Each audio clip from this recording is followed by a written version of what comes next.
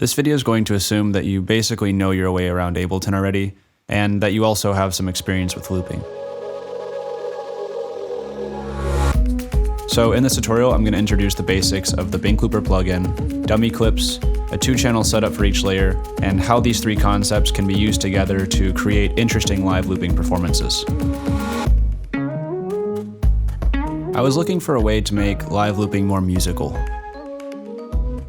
In most music, background layers don't just stay stagnant the whole time. They change and develop and start and stop, even while a different instrument is playing in the foreground.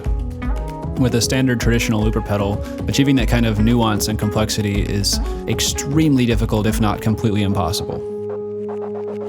But there is a new way we can get this stuff to happen automatically, what I like to call scripted looping. This new technique was first developed by Frank Vink. You might know him as BINK Beats. I remember when I first watched one of his videos and I thought, what the hell is going on here? That's just not possible. I would see him play something and it wouldn't start looping immediately, but then it would just come back in like 16 measures later on its own. Nothing I knew about in existing software could facilitate live looping at that level of complexity, but the secret is his original Max for Live plugin, BINK Looper. If you haven't already downloaded the software, the link will be in the description. But the BINK Looper plugin is not actually the full picture. It's meant to be used in combination with some other techniques, and the whole setup can be a bit intimidating for new users.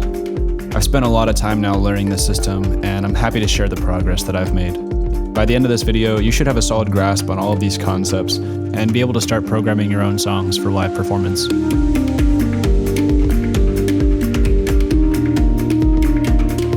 There's also going to be a lot of more advanced techniques that I'm just not going to have time to explain in this video, which is why I'm going to start offering online private lessons for anybody who wants to take it a step farther. These lessons will be for anybody really wanting to dive into the details of scripting more complicated music and building a practical and sustainable workflow for writing music in this style. But I also believe that the basics should be available in a free tutorial for anybody who wants to learn.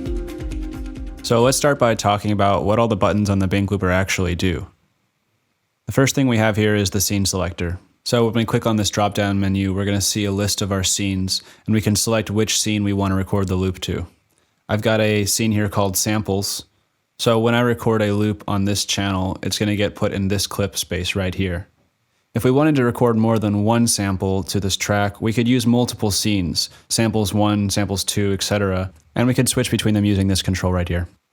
But we're going to start with just one scene for right now. The next thing we have here is the arm function. If we turn it on, you'll see that the track gets armed. If we turn it off, the track is unarmed. And the reason we need this button to control another button is because the one on the BINK Looper can actually be controlled by automation. The next thing we have is the launch button. We'll use this to start recording loops and trigger loops that are paused. We also have some other important functions here, like stop the clip, delete the clip, and quantize the clip. When we click this, the content will be quantized to this metronome right here. Some things need to be quantized in order to be groovy. And now let's get to what are arguably the 2 most important functions on the BINK Looper. The first is loop length. If I want to create a 2-bar loop in 4/4, I would program in here 8 beats, and it'll automatically punch out after that amount of time. And if I wanted Ableton to wait an amount of time before starting that loop, I would use the delay function here. So I could tell it to wait, say, 8 beats before starting to record. But one thing that's really important that I say right now is that we're going to zero everything out on this plugin. Just leave it all in its neutral state. And that's because we're not actually going to be controlling it manually here. We're going to be doing it through clip automation. And that automation itself is going to take place inside of dummy clips. Right, so what's a dummy clip?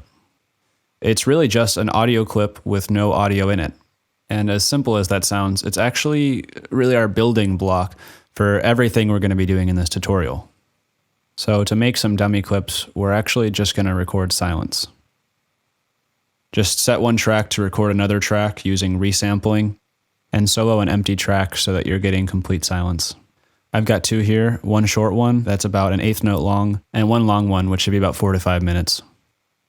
So the point of having dummy clips is just to control automation on your track. They're just placeholders for automation, basically. If we go over to arrangement mode and we want to automate something over a period of time, We just do it in the space there. We don't actually need a clip, but in session mode here, our clip mode, we actually need something there to hold the automation. We can't just write it into the space itself. And our dummy clips are these boxes that hold the automation. So if you haven't already, go ahead and pause this video and make some for yourself. All right, apologies in advance if this next section gets a little bit dry, but we're breaking out the diagrams. I think it's essential to have a really strong grasp on the order of operations. So what happens and when? Let's start by imagining we have time flowing here from left to right, and we're looking at 3 measures here. And these are our beats within the measures. And this is going to be where our new scene, quote unquote, begins, our t equals 0, so to say. So thinking in terms of our loop length and delay functions on BINK Looper, this is where we're going to start counting. So imagine we're arriving at this point and we want to create a 4-beat loop. That is to say, record 4 beats on a certain instrument. So we've got our 4 beats, and then it's going to start looping back, which is pretty much what you can already do with any looper pedal out there. But what makes BINK Looper special is that we can delay that function to record 4.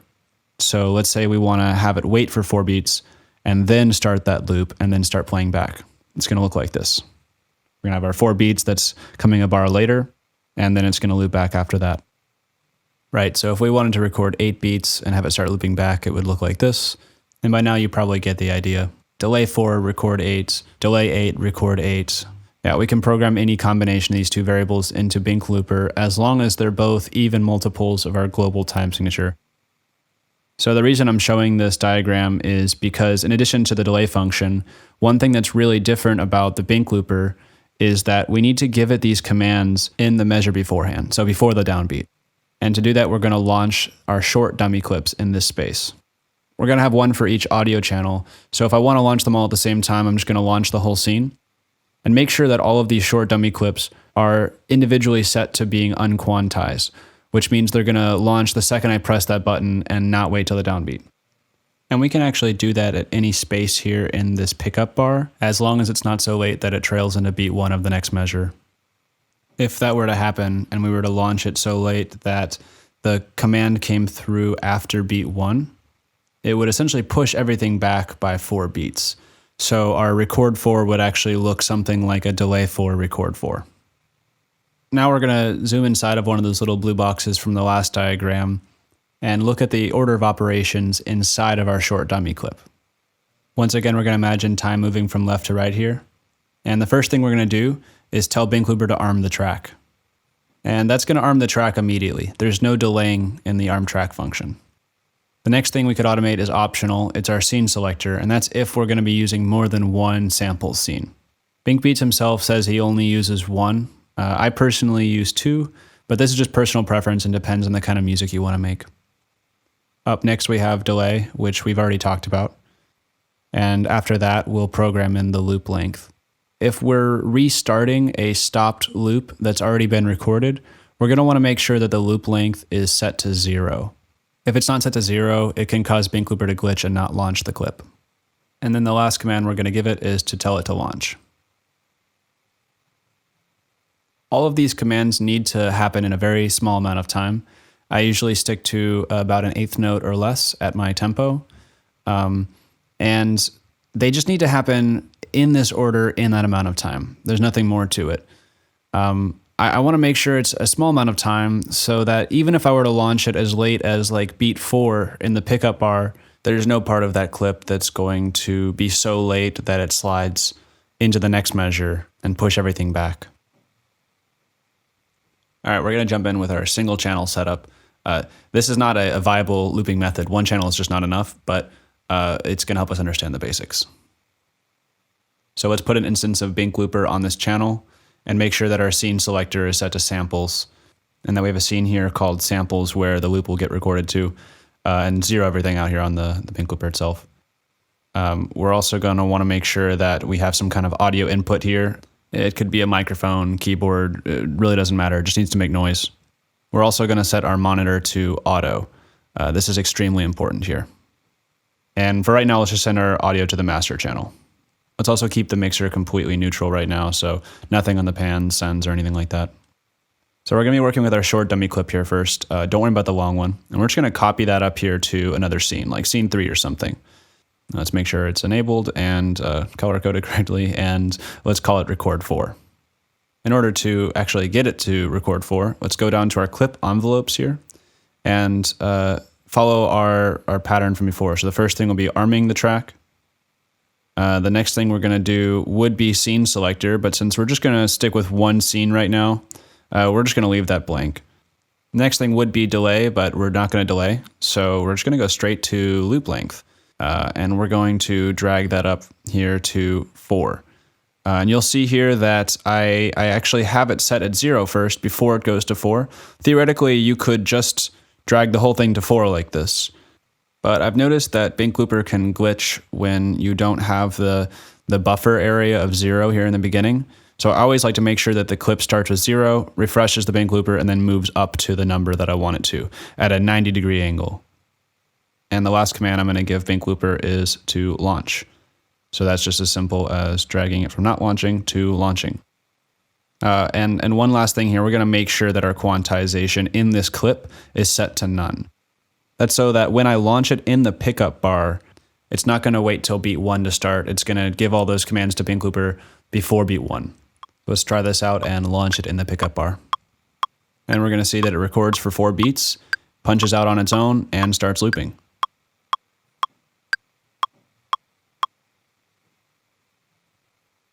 Before we move on to anything more complicated, let's just practice the delay real quick. So we're going to call this delay 4, record 4, and I usually label the clips so I remember what's in them. And we're going to go back down to the delay function in our clip envelopes. So we're going to have it at 0 here and drag it up to 4, and make sure that it's somewhere between arm and loop length, somewhere in the middle there. Let's try that out and make sure it works. I'm going to launch it here in the middle of the bar, and it's going to wait for 4 beats and start recording, and then automatically punch out on its own and start looping. All right, so let's say we want to have one instrument and record multiple loops in succession.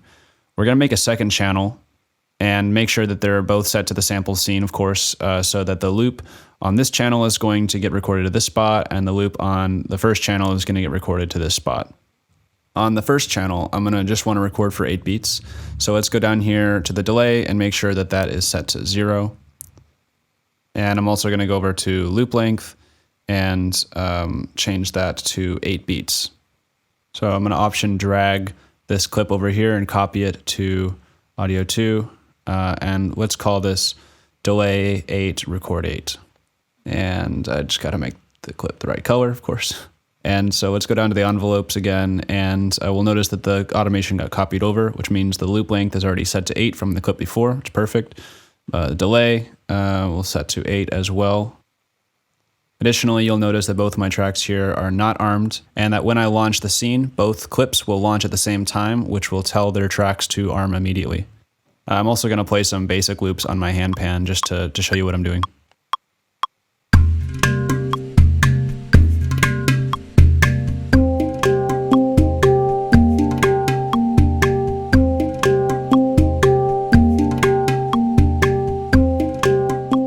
Some of you might already be noticing a problem, which is channel bleed. And what that means is if we have both of our audio sources set on the same instrument, then when we start playing, we're going to hear that sound coming through on both channels, but we only want to have it on the first channel. In this case, we don't want to hear channel 2 until beat 9 when we want its loop to start. And if we had more channels, that bleed would get duplicated on every single channel we have armed. So the solution is a 2-channel setup for each single channel. I know the terminology is a little confusing because we just had 2 channels, but what I mean is a second channel for each of those channels.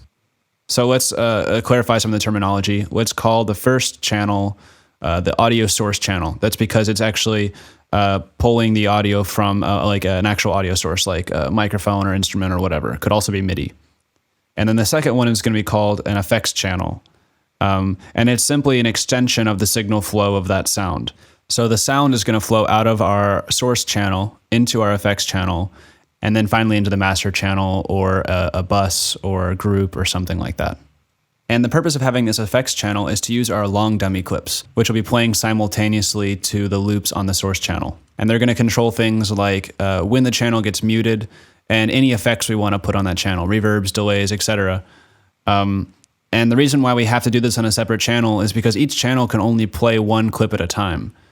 And since we're recording that loop, that clip on the source channel in real time, we won't be able to pre-program that automation there. We need to pre-program that automation on our long dummy clips on the effects channel.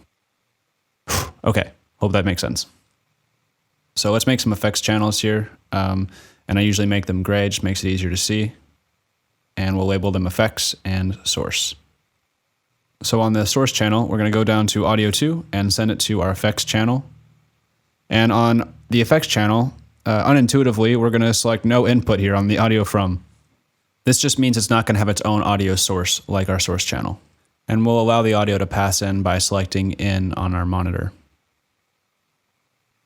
If you're following along, just pause it right here and make sure that everything looks just like this. Let's put all that theory into practice and copy a long dummy clip over to our channel 2. And remember, we want to solve this problem of channel bleed. We're going to go down to quantization and make sure it's set to global this time. And this is on purpose. Remember, I want to make sure my short dummy clip here that launches BINK Looper is set to none.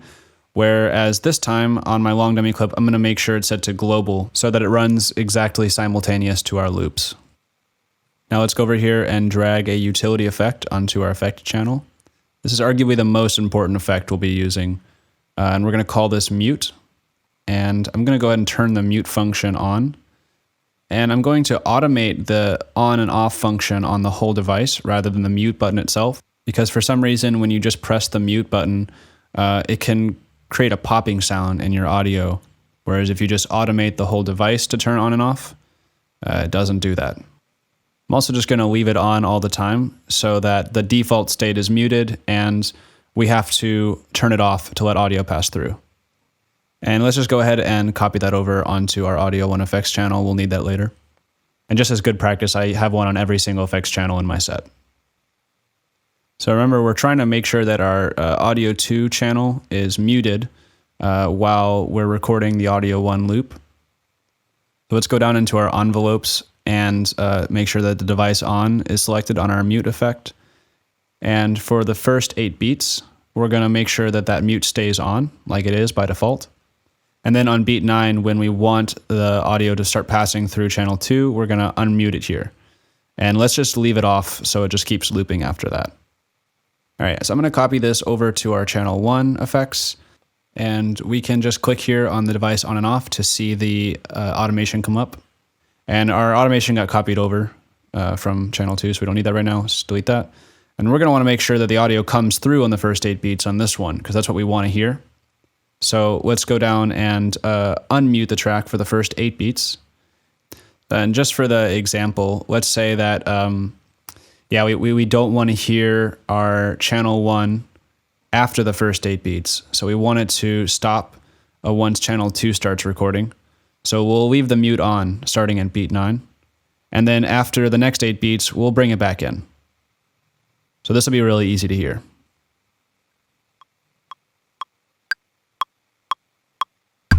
So notice how nothing's coming out of our audio 2 effects. And now audio 1 effects is muted. And they both play together.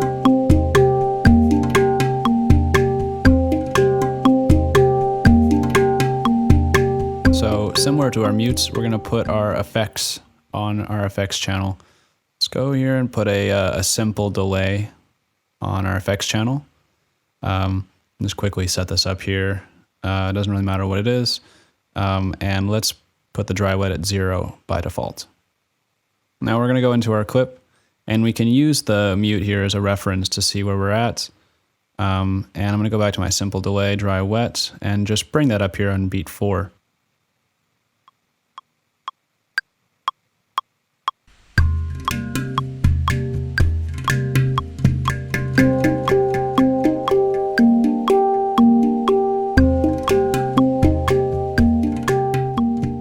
And we can do some different stuff here on our audio 2 channel. So let's put a simple delay on that. Add some syncopation maybe, and also leave the dry wet at 0. We'll go here real quick and automate that over a period of time. And see how that sounds.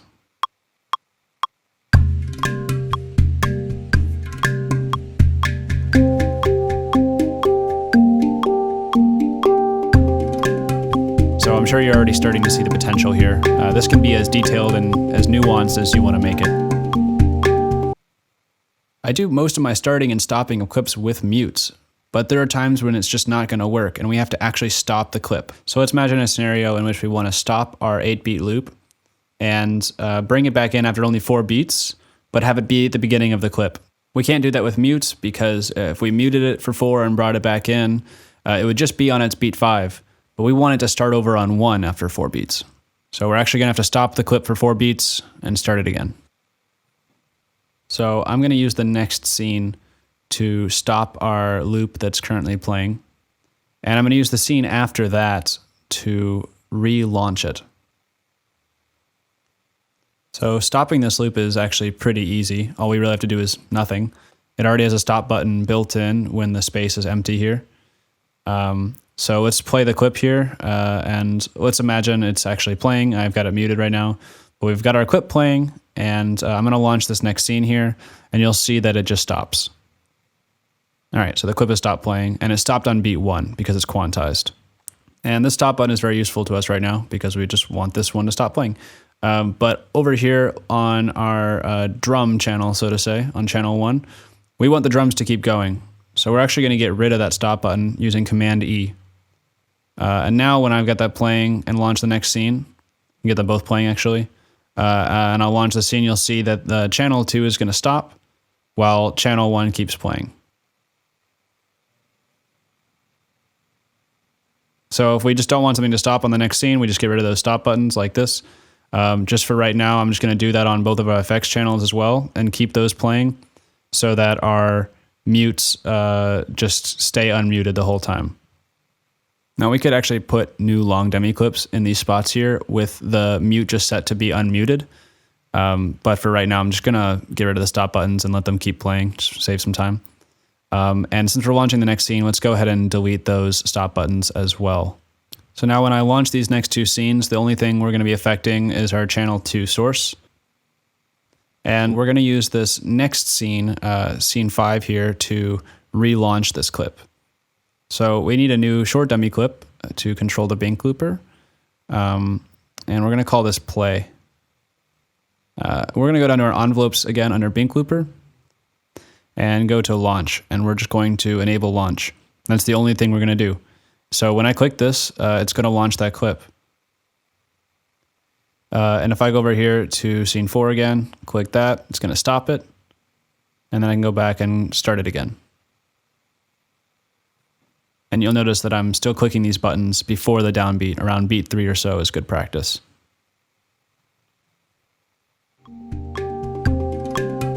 All right, so we got everything playing again, and we're coming up to the point where maybe we want our melody clip to stop for 4 beats and come back in on beat 1. So we're going to launch scene 4 to stop it and scene 5 to bring it back in. 1, 2, launch, and stop, 2, launch, and play. And we'll see here now that the 2 clips are 4 beats out of sync with each other. Do it again. Stop, 2, launch, and now they're back in sync. All right, so let's pretend we want our drums to drop out on scene 5 here when that clip comes back in. So Command E, bring that stop button back in, and we'll hear what that sounds like. Oh, and the 4 beats are just completely arbitrary. It could be really any number that's not a multiple of 8, like 12, 20, 36, whatever the music calls for. 1, 2, launch, and stop, launch.